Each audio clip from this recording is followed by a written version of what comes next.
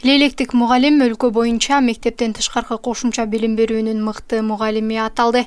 Кыргызстанда 2022-2023 окуу жылындагы мыкты мугалим, мыкты тарбиячы жана мектептен тышкаркы кошумча билим берүүчү мыкты мугалим наамдарына талапкерлердин сынагынын республикалык этабы жыйынтыкталды. Бул тууралуу Билим берүү жана Илим министрлигинен билдиришти.